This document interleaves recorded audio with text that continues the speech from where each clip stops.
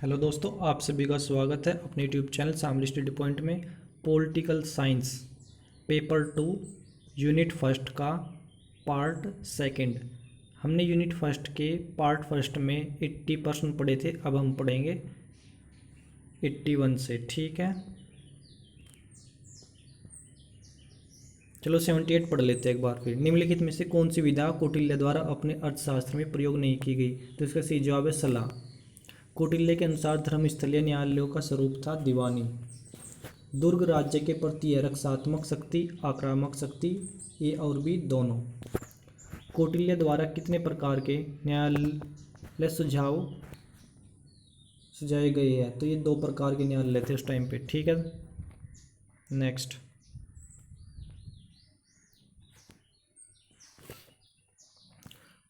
कौटिल्य के अनुसार राज्य के सभी कार्य निर्भर है अमात्यों पर। उस टाइम में क्या थे? अमात्य थे। अमात्य मंत्रियों को बोलते थे अमात्य। मौर्य काल में मंत्रियों को बोलते थे अमात्य। तो कौटिल्य के अनुसार राज्य के सभी कार्य निर्भर है अमात्यों पर। 83 कौटिल्य के द्वारा किस प्रकार की शासन व्यवस्था का समर्थन किया गया है? राज्य तंत्र पर। किस पर? राज्य तंत्र पर। अर्थशास्त्र में सरकार को कितने भागों में बांटा गया है? तो 34 यानी कि 34। अर्थशास्त्र में सरकार को 34 भागों में बांटा गया है। 85 कौटिल्य राज्य की उत्पत्ति मानते हैं सामाजिक समझौता सिद्धांत द्वारा। जो कौटिल्य है राज्य की उत्पत्ति सामाजिक समझौते सिद्धांत द्वारा मानते हैं। 86 कौटिल्य के सिद्धांत में मुख्य कोषाध्यक्ष को कहा गया है सन्निधाता। जो कोषाध्यक्ष थे कौटिल्य के काल में उनको बोलते सन्निधाता। कोषाध्यक्ष को क्या बोलते थे? सन्निधाता। अपनी प्रशासनिक व्यवस्था में कौटिल्य कितने विभागों की व्यवस्था देता है? 18 देता है। कितनी दोस्तों? 18। कौटिल्य द्वारा अर्थशास्त्र में कितने प्रकार के गुप्तचरों का वर्णन किया है? तो 9 प्रकार के गुप्तचरों का वर्णन किया है। कौटिल्य के समीप किस विचारक को ज्यादा देखा जा सकता है? मैकियावेली ने। कौटिल्य के समीप मैकियावेली विचारक को सबसे ज्यादा देखा जा सकता है। 90 कौटिल्य अपने मंडल सिद्धांत में 12 राज्यों की चर्चा करता है जो है काल्पनिक। तो कौटिल्य काल्पनिक 12 राज्यों की चर्चा करता है। कौटिल्य के अनुसार राज्य की शक्तियां होती है सीमित। जो राजा की शक्ति होती है वह सीमित होती है। कौटिल्य के अनुसार राजा की शक्तियां सीमित होती है। कौटिल्य के मत के अनुसार निम्नलिखित में से कौन सा राजा का विशेष अधिकार नहीं है? अदंडनीय, समाज में सर्वोच्चता, कानून से ऊपर। ये तो विशेष अधिकार है, लेकिन निजी संपत्ति का अधिकार विशेष अधिकार नहीं है। ठीक है, इसमें नहीं बताना था। कौटिल्य के मत के अनुसार निजी संपत्ति का अधिकार राजा का विशेष अधिकार नहीं है। कौटिल्य के अनुसार राजा को होना चाहिए पिता के समान। जो प्रजा का पिता किसे कहते हैं? राजा को। प्रजा का पिता कौन है? राजा। ठीक है, तो राजा को होना चाहिए पिता के समान होना चाहिए, इसलिए ऑप्शन सी सही है। कौटिल्य के अनुसार राजकोष में वृद्धि का तरीका है न्यूनतम कर लगाकर एकत्रित करना। यानी कि जो टैक्स है वो कम से कम लगाओ। टैक्स कम लगाओ, उसको इकट्ठा कर लो।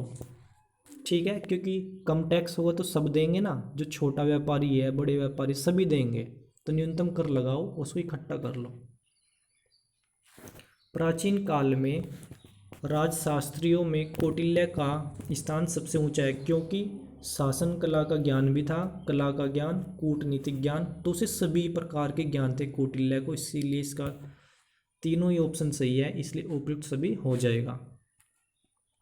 निम्नलिखित में से कौन सा विचारक कल्याणकारी राज्य का समर्थक है? तो इसका सही जवाब है कौटिल्य। जो कौटिल्य था वह कल्याणकारी राज्य का समर्थक था। कौटिल्य के अर्थशास्त्र में समर्थन किया है राजतंत्र का। कौटिल्य के अर्थशास्त्र में राजतंत्र का समर्थन किया गया है। कौटिल्य का अर्थशास्त्र अधिकरण सबसे ज़्यादा संबंधित है विदेश संबंध से। जो कौटिल्य का जो अर्थशास्त्र है उसका अधिकरण सबसे ज़्यादा संबंधित विदेश संबंध से है। प्राचीन भारतीय राजनीतिक चिंतन के जनक माने जाते कौटिल्य है। देखो एकमात्र कौटिल्य ही है प्राचीन काल का, ठीक है, तो इसका आंसर कौटिल्य हो जाएगा। कौटिल्य के सप्तांग के अंतर्गत निम्नलिखित में से कौन नहीं है? अमात्य होता है, जनपद भी होता है, दुर्ग भी होता है, तो इसमें बोल रहा है नहीं, कौन सा नहीं है? संप्रभुता नहीं है, तो इसका ऑप्शन सी सही हो जाए, संप्रभुता। कौटिल्य किस प्रकार का राज्य चाहता है? तो कौटिल्य कल्याणकारी राज्य चाहता है। कौटिल्य द्वारा अर्थशास्त्र में वर्णित विद्यात्रयी के अंतर्गत कौन सा वेद नहीं आता है? ऋग्वेद भी आता है, यजुर्वेद भी आता है, सामवेद भी आता है, तो अथर्ववेद नहीं आता है, इसलिए इसका ऑप्शन डी सही हो जाएगा, अथर्ववेद। ठीक है, कौटिल्य द्वारा अर्थशास्त्र में वर्णित विद्यात्रयी के अंतर्गत अथर्ववेद नहीं आता, इसलिए ऑप्शन डी सही है, अथर्ववेद। कौटिल्य के मत के अनुसार आन्वीक्षिका का अर्थ है दर्शन व लोक आयत शास्त्र, ऑप्शन डी सही है।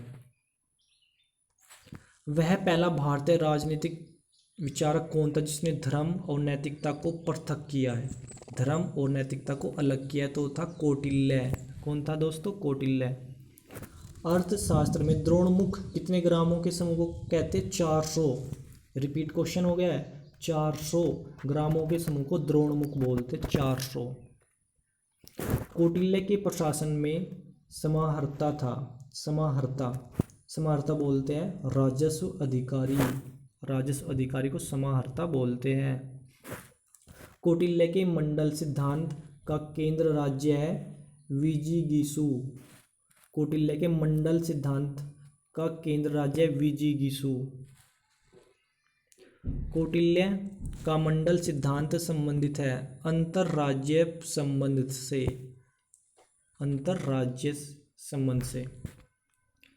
कौटिल्य का त्रिवर्ग संबंधी धारणा मिलती जुलती है भीष्म के विचार से। भीष्म भी पुराना आदमी था महाभारत काल का, और मौर्य काल का कौटिल्य, तो भीष्म के विचार से मिलता जुलता है। ठीक है, अरस्तु को समकालीन कहा जाता है। अरस्तु समकालीन था कौटिल्य का, क्योंकि जो सिकंदर का गुरु था वो कौन था? अरस्तु था। और सिकंदर ने आक्रमण कब किया? 326 ईसा पूर्व में। उस टाइम पे यहाँ कौन था? धनानंद था। ठीक है, तो कौटिल्य के 111 निम्नलिखित विचारकों में से किसी साम्राज्यवाद का समर्थक बताया गया है? कौटिल्य को बताया गया है। कौटिल्य साम्राज्यवाद का समर्थक था। कौटिल्य के अर्थशास्त्र में कितने अधिकरण हैं? कौटिल्य के अर्थशास्त्र में 13 अधिकरण हैं। कौटिल्य के अनुसार षड्गुण्य नीति कितने लक्षण बताए गए हैं? तो 6 लक्षण बताए गए हैं। कौटिल्य के राजमंडल सिद्धांत में कितने राज्य हैं? 12। कौटिल्य ने राज्य की सुरक्षा के लिए कूटनीति के कितने साधनों का उल्लेख किया है? 4 साधनों का उल्लेख किया है। राज्य के कार्यक्षेत्र के संबंध में कौटिल्य की धारणा को किस श्रेणी में रखा जा सकता है? लोक कल्याणकारी राज्य है, पर लोगों का कल्याण होगा तभी तो लोक कल्याणकारी राज्य कहलाएगा, बिना उसके तो कुछ भी नहीं होगा। निम्नलिखित में से कौन सा कौटिल्य द्वारा बताई गई दुर्गों का प्रकार है? औद्योगिक दुर्ग, दानवन दुर्ग, पर्वत दुर्ग, उपयुक्त सभी, तो ऑप्शन तीनों ही सही है, उपयुक्त सभी। नेक्स्ट आ गया भाई शुक्र। शुक्र के अनुसार आशापाल कितने गांव से कर वसूल करता है? 10,000 गांव से। शुक्र ने आज तो ही 10,000 कर दे भाई। कितने गांव से वसूल करता है? 10,000 गांव से। शुक्र के अनुसार आशापाल 10,000 गांव से कर वसूल करता है। शुक्र का ही दूसरा नाम है भार्गव। शुक्र का दूसरा नाम है भार्गव, याद रखना, शुक्र का दूसरा नाम है भार्गव। शुक्र नीति में कौन सी विधा नहीं है? संविधान। भाई उस टाइम पे संविधान कहाँ था? संविधान अभी तो लिखा गया भारत का 1947 में, तो उस टाइम संविधान नहीं था, इसलिए इसका ऑप्शन क्या हो जाएगा? संविधान। संविधान विधा नहीं थी। ठीक है, शुक्र के लिए निम्नलिखित में से कौन सा विदेशी संबंध संचालन का साधन नहीं है? किसान बल। विदेशी संबंध, विदेश, तो उस टाइम विदेश कहाँ थे यहाँ पे? तो किसान बल आएगा इसका। प्रत्येक को अपने कर्तव्यों का पालन करना चाहिए। किसने कहा था? शुक्र ने कहा था कि सभी को अपने कर्तव्यों का पालन करना चाहिए। शुक्र ने किस पर अधिक बल दिया? क्रम पर दिया। शुक्र ने कहा है जैसा क्रम करोगे ऐसा ही फल मिलेगा, तो शुक्र ने दिया है क्रम पर। शुक्र के अनुसार मंत्रियों की संख्या कितनी होनी चाहिए? 8। शुक्र ने क्या कहा कि भाई मंत्रियों की संख्या 8 होनी चाहिए। आचार्य शुक्र का यह भी कहा जाता है, आचार्य शुक्र को यह भी कहा जाता है कामद, भार्गव भी और कामद भी। शुक्र द्वारा राजा के दैनिक क्रियाकलापों के संदर्भ में कितने मुहूर्त बताए गए? 30 मुहूर्त बताए गए दोस्तों, ओनली 30। शुक्र के अनुसार दंड नीति में सम्मिलित नहीं होता है, न्याय भी होता है, शत्रु का दमन भी होता है, अन्याय भी होता है। तो इसने कहा सम्मिलित नहीं होता, तो इच्छाओं का दमन नहीं होता। आणविक शिक्षा से शुक्र का आशय नहीं है। विधिशास्त्र, वेदांत, शिक्षा और ये सभी, तो इसका ये आशय नहीं होता है। ठीक है, तो इसका सही जवाब हो जाएगा ये सभी। शुक्र नीति में कितने अध्याय? शुक्र नीति में भाई 4 अध्याय है। शुक्र नीति किन विधाओं का उल्लेख है?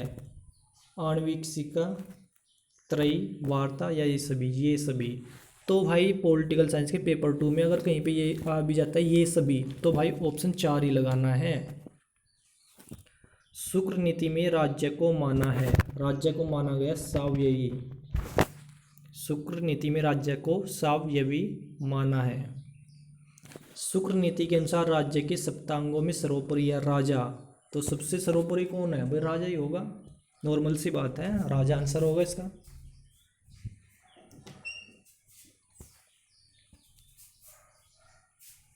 शुक्र नीति निम्नलिखित में से किससे संबंधित है? शुक्र नीति भार्गव, शुक्र से ही संबंधित है। शुक्र आ गया तो शुक्र से ही संबंधित होगी ना शुक्र नीति, शुक्र या भार्गव से संबंधित है। शुक्र और प्राचीन साहित्य के अनुसार वैदेशिक संबंधों के संचालन के साधन क्या है? दूत व्यवस्था, सैन्य बल, गुप्तचर व्यवस्था, तो ये सभी साधन है।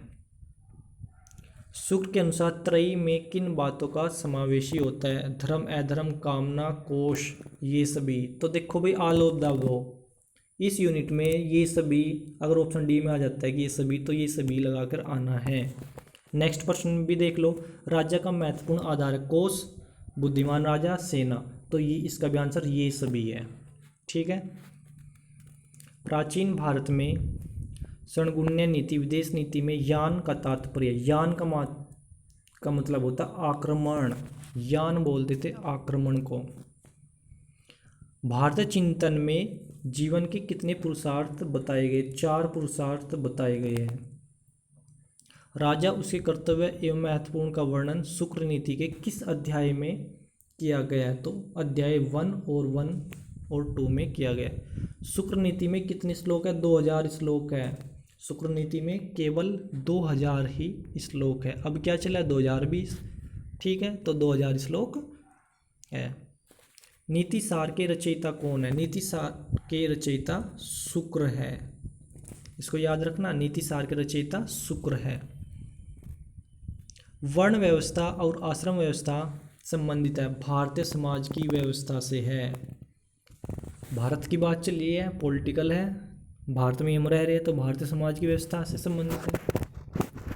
शुक्र के राजा को प्रशासन में निम्नलिखित में से किसको सर्वोच्च स्थान प्रदान किया गया? तो पुरोहित को। पुरोहित कौन होते हैं? पंडित। तो भाई प्राचीन काल में पंडितों को ही सर्वोच्च स्थान दिया जाता था, पुरोहित। तो दोस्तों ये थी यूनिट फर्स्ट का सेकंड पार्ट। ठीक है दोस्तों, यूनिट फर्स्ट में हमने पढ़ा है मनु, भीष्म, कौटिल्य और शुक्र। ठीक है दोस्तों, अगर आप लोगों को यह वीडियो अच्छी लगी तो चैनल को सब्सक्राइब करें और कमेंट बॉक्स में यूनिट सेकंड के लिए ज़रूर कमेंट करें। ठीक है दोस्तों, एग्ज़ाम के लिए बेस्ट ऑफ लक और thanks for watch this video.